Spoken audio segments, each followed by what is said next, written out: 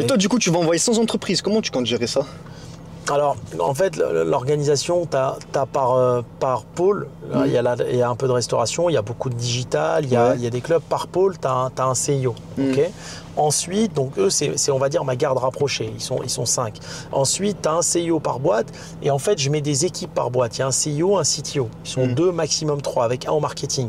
Et en fait, ils sont associés au capital. Tu vois, donc c'est plein de gens qui me contactent de partout, on a plein de demandes et ils n'ont pas de salaire. Comme tu es dans un écosystème où soit ils ont des économies, soit ils ont un business à côté, soit ils ont leur chômage, tu vois. Et en fait, ils vont commencer à se rémunérer avec la rentabilité de l'entreprise. Par contre, on fait que des startups D1, c'est-à-dire qu'il faut que ce soit rentable dès les 2 premiers mois, quoi. Pas des startups, tu sais, les trucs qui te disent en France, je brûle du cash, 100 millions, après tout fait faillite, tu vois. Parce qu'ici, si tu prends le cas de l'encaissement, ceux qui ont levé des dizaines de millions, ils ont tous déposé le bilan. Et ceux qui n'ont rien levé, qui ont travaillé intelligemment avec la tête et qui se sont rémunérés petit à petit, c'est eux dont la boîte vaut des fortunes aujourd'hui. Et donc, c'est ça qu'on fait. Et dans les 100 entreprises, tu as 40 SaaS. C'est énorme. Hein.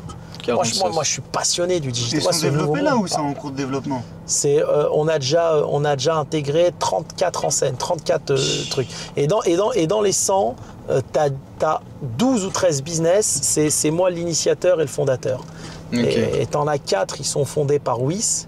Et après, tout le reste, c'est l'écosystème qu'intègre le groupe. Ok, en fait, tu recrutes avec du coup l'audience que tu as, c'est ça? C'est l'audience que tu as, ils viennent vers toi, ils ont des idées. Exactement. C'est qui fait la partie recrutement? C'est toi directement ou c'est des personnes qui gèrent ça? Non, j'ai une équipe de 2 personnes qui fait ça. Ils font en fait en râteau, tu vois, on analyse. Hein. On analyse ce qui est bien et après moi, je donne le go ou le no-go. Tu vois? Mais moi, je suis très proche de mon public. Hein. T'as vu, tout à l'heure, je faisais des calls. Il me dit, mais pourquoi tu fais le call avec nous? J'ai besoin de connaître, en fait, comme je suis un mec de terrain, de comprendre un peu comment bat le cœur du système. Bah, regarde, la preuve, t'es là avec nous alors que. Et du coup, moi, je me nourris aussi de vous, si tu veux. C'est ça qui est important, c'est que je me nourris des gens avec qui j'échange. C'est super important. Mais tu sais, il y a un truc sur quoi j'aimerais rebondir. Parce que pour moi, c'est ça la clé aussi de notre réussite actuellement des jeunes. C'est que maintenant, faire du réseau, c'est beaucoup plus simple qu'avant. C'est incomparable. Maintenant, regarde, je parlais avec Tunjai. Il me disait quelque chose, il me disait, écoute, Emre, aujourd'hui, quelqu'un qui a ton âge, il ne devrait même pas mettre son énergie pour créer du business. Il devrait mettre son énergie pour élargir son réseau. Parce qu'il disait, quelqu'un maintenant, en 2 semaines, il peut avoir un réseau presque national, tu vois. Alors qu'à l'époque, il disait à l'époque, celui qui avait le réseau local déjà, c'était quelqu'un. Bien sûr. Celui qui avait le réseau régional, c'était vraiment quelqu'un à l'époque. Mais juste avec des messages. Il dit maintenant. Juste avec des messages, aujourd'hui, tu peux. Et même aujourd'hui, t'as plein de nouveaux entrepreneurs qui sont issus des minorités, de l'immigration, et qui ont envie de partager. Ce que je disais tout à l'heure aux journalistes, je dis en fait, il me dit pourquoi tu fais des podcasts, je dis nous, et t'expliques aux gens la vérité sur le business. Je dis c'est tout simplement de la générosité et les gens nous remercient. Moi, quand j'étais gamin, quand j'avais 20 ans, mais il n'y a personne à qui je posais des questions qui me répondait. Moi, j'allais voir un avocat, il me dit ils étaient là que pour prendre mon argent. Et il me dit ouais, c'est 20 000. Je t'ai posé 2 questions, c'est 20 000 euros. J'allais voir des conseillers en franchise, ouais, c'est 40 000. 40 000 pourquoi? Ouais, c'est comme ça, je te fais ton manuel. Moi, je me suis fait arnaquer dans tous les sens. Et en fait, là, maintenant, tu te rends compte qu'il y a... Alors, il y a des patrons, jamais ils te donneront l'heure, parce qu'ils sont là dans leurs milliards entre eux, tu vois. Ils font attention. Mais tu vas te retrouver avec des patrons généreux, des mecs qui ont réussi et qui vont te donner gratuitement les codes de la réussite. Mais toi, tu es conscient de l'impact que tu as Ouais, c'est vrai, je voulais te poser cette question. Tu es conscient de l'impact que tu as ou pas? Alors, je ne suis pas vraiment conscient parce que moi, je suis derrière la caméra. Par contre, je vois, il y a plein de jeunes qui me disent merci, même quand je les croise en ville et tout, et qui aiment bien les vidéos. Hein. Moi, regarde, je vais te prendre un exemple de moi. Moi, je suis quelqu'un je me suis énormément motivé avec des vidéos motivation.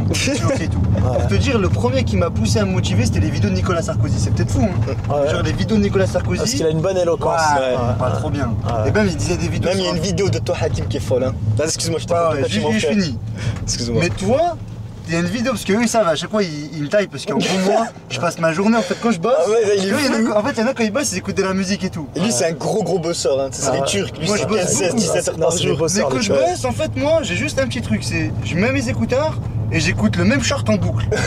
Mais toi, il y a un short que t'as fait, peut-être après je te montre. Et il m'a tué avec ce short. Tu sais, c'est le short, tu t'as eu la carte, le Guadeloupéen, il dort debout. Et tu prends, tu dis ça, c'est pas du boulot, et tu vas, tu commences à me décasser. Mais celui-là, il s'arrache. C'est un short, je crois que je l'ai écouté peut-être 2 semaines à la suite, tu vois. En fait, je l'ai mis à la boucle. Et c'est ça qui est fou. Je me dis, mais est-ce qu'ils sont conscients, ces personnes-là, de l'impact qu'ils arrivent à donner à des personnes, surtout à des jeunes qui ont faim, Genre, ce qu'ils sont vraiment conscients de tout ça. Ouais, je parlais à un collègue, il me disait pareil, il me disait, Kim Benotman. Mais en vrai, c'est une dinguerie ces podcasts. Tu me dis, la valeur qu'ils donnent ces podcasts, c'est une dinguerie, ça m'a grave appris, j'ai envie de me lancer dans le business. Tous mes collègues qui ont su que j'allais venir là avec toi, c'était dingue, tu vois. Genre, même moi, tu vois, parfois je bosse et tout. Tu sais, après, je finis ma journée, et tu vois, j'écoute tes podcasts, ça t'as envie de repartir 3-4 heures en plus, tu vois. Mais moi, tu sais, pourquoi je bosse beaucoup comme ça, j'ai bossé beaucoup avec les Tunisiens et les Turcs quand j'étais gamin. Tu sais que les Tunisiens dans la restauration, c'est eux qui m'ont appris à monter la broche kebab et tout. Et c'est les Tunisiens, c'est des gros bosseurs. Et en fait, je me suis habitué. Moi, t'as vu, quand j'ai arrêté l'école, après l'école à 15-16 ans le soir, mon taf, comment j'ai gagné mes petits sous? Eh ben, j'allais monter les broches dans les kebabs de ma ville. Et ils me donnaient des argents de poche. C'était des Tunisiens. Et ils m'apprenaient. Et je bossais jusqu'à 3h du match. Bosseurs, les broches. Ah, ils bossent H24. Non, moi j'ai bossé grave. Je te mens pas. Et c'est ça qui m'a fait ce que je suis aujourd'hui. Hein. Je suis d'une génération, je fais partie de ceux qui ont grave bossé. Mais vraiment, et c'est pour ça, t'as vu, j'allais en Guadeloupe, je vois le mec fatigué, avec mon collaborateur à l'époque qui s'appelait Mohamed, on a déchargé le conteneur complet en 3-4 heures. Hein. Et un conteneur à 40 pieds.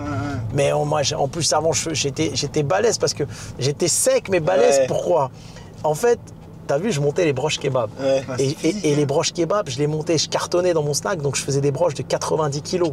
Et donc, t'as vu, je faisais pas de sport, mais je portais 90 kilos tout seul. Ça fait quand j'allais avec mes potes qui faisaient de la muscule dans la salle, j'étais plus sec, je portais 150 kilos normal, ils étaient choqués. Alors maintenant, j'ai 40 ans, j'y arriverai plus. Mais à l'époque, c'était un truc de fou. Tu sais que le kebab, les gens, ils s'en rendent pas compte, hein. Mais c'est un métier physique. Et psychologiquement, il est dur. Mais le stress, t'as vu, moi, je disais quoi, hein. Regarde, moi, je travaillais dans les legs, dans tout ce qui est haute tension et tout. Je disais, je stresse beaucoup moins en train de câbler sur de la haute tension alors que je peux mourir, hein, que en train de travailler au kebab avec mon oncle. Ah non, mais je stressais plus là-bas parce que tu sais, tout le temps c'est la course.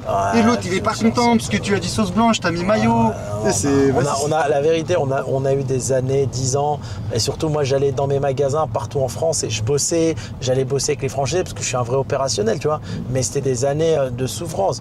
On puait toujours la frite, tu portais des broches au début avant de développer Nabab. Après j'étais obligé d'industrialiser parce que c'était une chaîne. Mais au début je montais les broches tout seul, de veau d'Inde, sauce blanche je la faisais tout seul. T'as vu, c'était les machines au gaz et il fallait mettre le feu à fond, je transpirais. Tu sais qu'une fois, un mois de ramadan, là on est en plein ramadan, une fois, un mois de ramadan, j'ai perdu 12 kilos. Waouh! Tellement je transpirais avec la broche kebab. Là. Mais c'est de l'eau, tu viens de l'eau. Pendant le ramadan, j'en pouvais plus. Ah ouais, je tac. Hop. Mais bon, tu sais, c'était une très très bonne école. C'est ce qui te construit. Ouais.